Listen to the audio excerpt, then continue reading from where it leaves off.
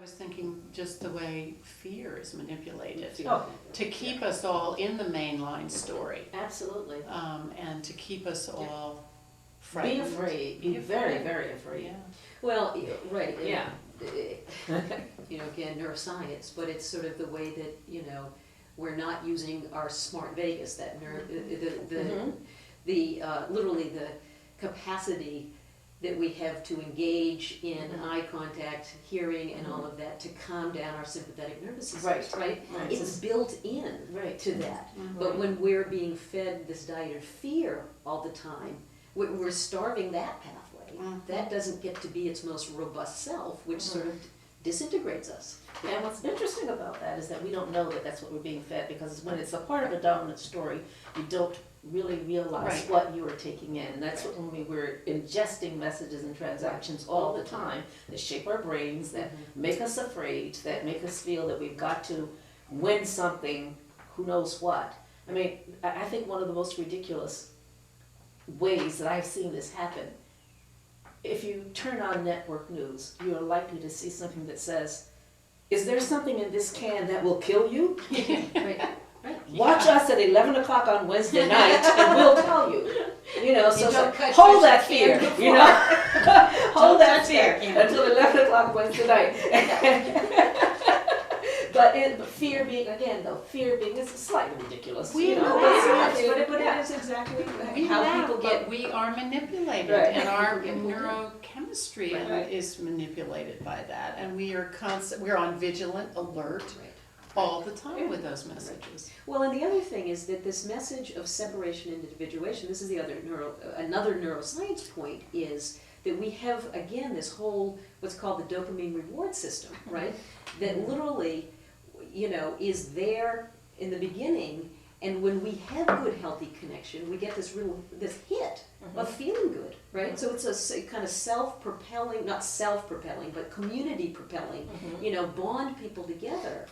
And when we are fed that steady diet of separation and power over, we disconnect from that system. And then we're left to constantly try to stimulate our dopamine system because we want that. We want to feel good. Everybody wants to feel good.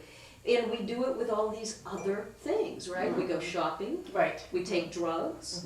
We have, hypersexual. I mean, all of this to try to manipulate then to change our physiology once we've already distorted it in a culture that's saying, no, don't use that as your primary way of feeling good, right? That's weak. Right, it's absolutely unhealthy. It's unhealthy. Right. It's unhealthy. Yes. It's un-American. It's right. Right? I mean, truly. Yeah. I think what comes to mind for me first is that hope is a communal process.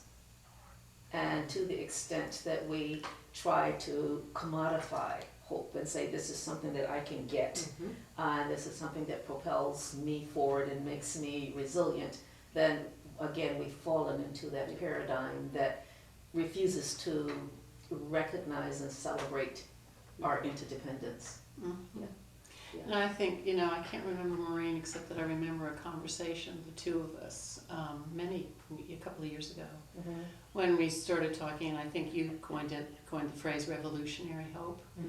And I was thinking, my hope and the hope that this work inspires for me is totally dependent on the notion of being able to make social change and being able to connect and being able to bring that communal aspect that you're describing into the foreground to say this is the source of hope. It is not because I'm a optimistic or cheerful, happy person, but it's hope that grows through that sense of we can make a difference together.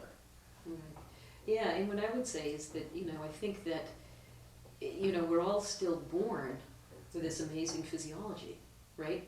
And to me, that is an enormously hopeful proposition, that we can, and I think the culture of separation and individuation is truly a traumatic, and I mean with a big T, culture. And it does what trauma does. It disintegrates us, it separates us, it dissociates us from ourselves. And, when we can start honoring the capacity to connect the desire, the need, how that's central to us all surviving together, then we get to come back into our body, we get to reconnect those feeling thoughts, as Jean talked about them, they get to come back together, we get to be in our bodies get to be in the relationships, which get to be embedded in culture and community, and, you know, it sort of knits, you know, the pathway isn't a complicated one, actually. It's just that, you know, the roadblock can be high, but it's, you know, it's right there for us. And I was thinking, you know, I mean, the whole notion, our understanding of neuroplasticity is relatively new. Right. I don't know when that shifted, but, you know, until relatively 98. recently, 98. Yep. We thought it was all done. It's all done. It's The all brain, done. the brain is set, it's Yeah. finished, it's done, Right. and you're stuck with it. And this Yeah. new data coming in, Yeah. talk about hope. I mean, we really can change. Yeah, yeah. We can change each other, and we can change ourselves, and maybe we can change our society. Right. Well, that's the hope. Yeah. That's what we're here for. Yeah.